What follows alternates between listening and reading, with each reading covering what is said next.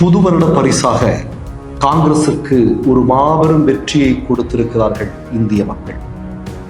கர்நாடகம் மீண்டும் காங்கிரஸ் கோட்டைதான் என்பதை நிரூபித்திருக்கிறது. சமீபத்தில் புதிதாக உருவாக்கப்பட்ட நகராட்சிகளுக்கு நடைபெற்ற தேர்தலில் 14 இடங்களில் மலேசியா, சிங்கப்பூர், துபாய் நாடுகளில் குடியுரிமை வேண்டுமா? வெளிநாடுகளில் வெற்றிகரமாக இயங்கிக் கொண்டிருக்கும் பெரும் தொழில் நிறுவனங்களில் முதலீடு செய்ய விரும்புகிறீர்களா? பொது வர்த்தகங்களில் ஏற்றுமதி இறக்குமதி செய்ய வேண்டுமா? உடனடி தொடர்பு கொள்ளுங்கள். மிஸ்டர் பர்ஃபெக்ட் எக்ஸ்ட்ரா கோல்டு திருமணமான ஆண்களுக்கு திருப்பு முனையை ஏற்படுத்தும் ஹலாலான இயற்கை வியாகரா. வயதான பலகினமா, சுகர் பலகினமா, இனி கவலை வேண்டாம், உடனே ஆர்டர் செய்யுங்கள்.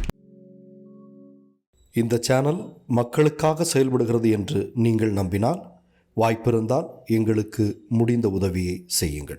வணக்கம்.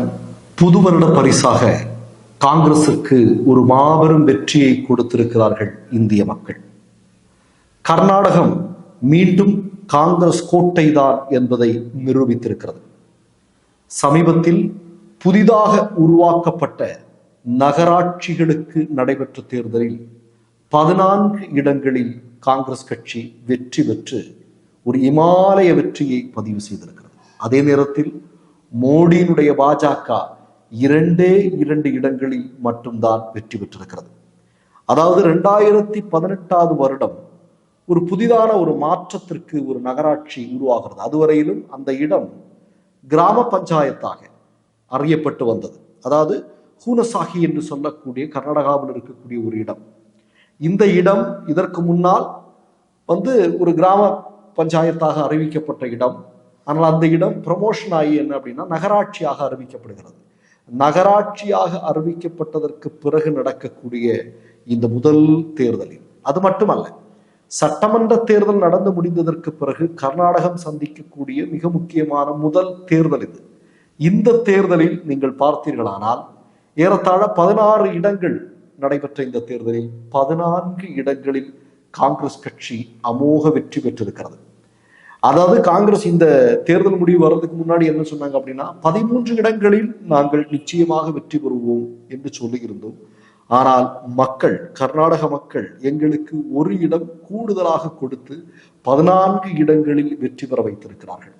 இந்த நகராட்சி பகுதியில் கடந்த முறை பாஜக பெருவாரியான இடங்களில் வெற்றி பெற்றிருந்தது. ஆனால் அவற்றையெல்லாம் இன்றைக்கு பாஜக இழந்திருக்கிறது என்பது முக்கியமான செய்தி. இதற்கெல்லாம் என்ன காரணம்?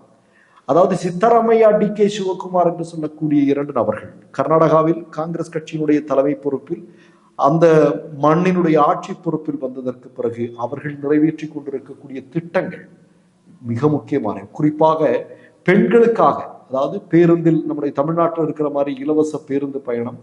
அதே மாதிரி நீங்க பாத்தீங்கன்னா கிரகலட்சுமி என்று சொல்லக்கூடிய ஒரு திட்டம். அந்த திட்டத்திலோட நீங்க பாத்தீங்க அப்படின்னா பெண்களுக்கு, வீட்டில் இருக்கக்கூடிய பெண்களுக்கு, அதாவது காலங்காலமாக வீட்டு வேலைகளை செய்து கொண்டிருக்கக்கூடிய பெண்கள் இல்லையா, எந்த விதமான பலனும் அவர்களுக்கு கிடையாது. உழைப்பு இருக்கிறது, ஆனா உழைப்புக்கான ஊதியம் உண்டா? கிடையாது.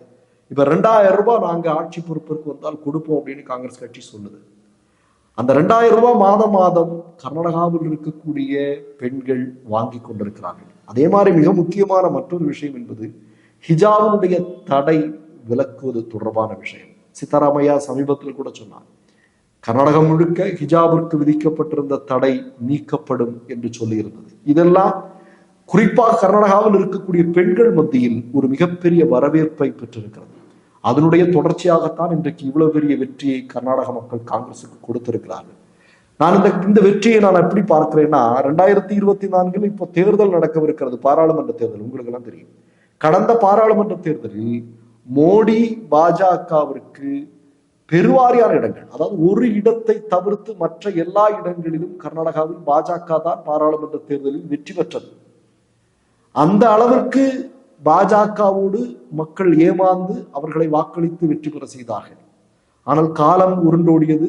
கர்நாடகத்தில் அமைதியின்மை மிகப்பெரிய அளவில் கோரதாண்டவம் ஆடியது. மதத்தை வைத்து மிகப்பெரிய அரசியல்கள் நடந்தது. ஏராளமான கொலைகள் நடந்தது. மக்களுக்கான எந்த விதமான திட்டங்களும் சரிவர செயல்படுத்தப்படவில்லை. பெரும் ஊழல்னா உங்களுக்கு தெரியும், யாரும் எதிர்பார்க்காத அளவிற்கான மிகப்பெரிய ஊழல் தலைவிரித்து ஆடியது. அதன் பயனாக சட்டமன்ற தேர்தலில் பாஜகவும் மோடியும் படுதோல்வி அடைந்தார்கள் இல்லையா? இப்ப என்ன அப்படின்னா, வரக்கூடிய பாராளுமன்ற தேர்தலில் கர்நாடகாவில் மட்டும் 20 இடங்களுக்கு மேல் காங்கிரஸ் கட்சி அமோக வெற்றி பெறும் என்று சொல்லப்படுகிறது. அதற்கு சாட்சியாக இந்த நகராட்சி தேர்தல் முடிவுகளும் இருக்கிறது என்பதுதான் உண்மை. மற்றொரு நிகழ்வில் சந்திப்போம். நன்றி, வணக்கம். மை நேம் இஸ் ரெட் சேனலை சப்ஸ்கிரைப் பண்ணிக்கோங்க. அதுக்கப்புறமா பக்கத்தில் இருக்கிற ஜாயின் பட்டனை கிளிக் பண்ணீங்கன்னா ஒரு நியூ பேஜ் ஒன்று ஓப்பன் ஆகும். அதுலேயும் ஜாயின் பட்டனே கிளிக் பண்ணிக்கோங்க. அதில் பார்த்தீங்கன்னா credit R debit card options இருக்கு. இதில் உங்களுக்கு விசா, மாஸ்டர் கார்டு, ரிப்பே அப்படின்னு 3 ஆப்ஷன்ஸ் கொடுத்துருக்காங்க. அதில் நீங்கள் எந்த கார்டு சூஸ் பண்ணுறீங்களோ அந்த கார்டோட நம்பர் என்டர் பண்ணிக்கோங்க. அப்புறமா கார்டோட வேலிடிட்டி மந்த் அண்ட் இயரை டைப் பண்ணிக்கோங்க. அடுத்தபடியா உங்க கார்டோட பின்னால சிவிசி கோடுன்னு சொல்லிட்டு 3 நம்பர்ஸ் கொடுத்துருப்பாங்க. அந்த நம்பரை இதில் என்டர் பண்ணிக்கோங்க. அப்புறமா அட்ரஸ் அண்ட் இன்ஃபர்மேஷன் என்டர் பண்ணிட்டு பைங்கிற பட்டனை கிளிக் பண்ணிக்கோங்க. ஒருவேளை உங்க கார்டு நம்பர் இன்வாலிட்னு காமிச்சிச்சுன்னா உங்க கார்டில் இன்டர்நேஷனல் யூசேஜை எனேபிள் பண்ணுங்க.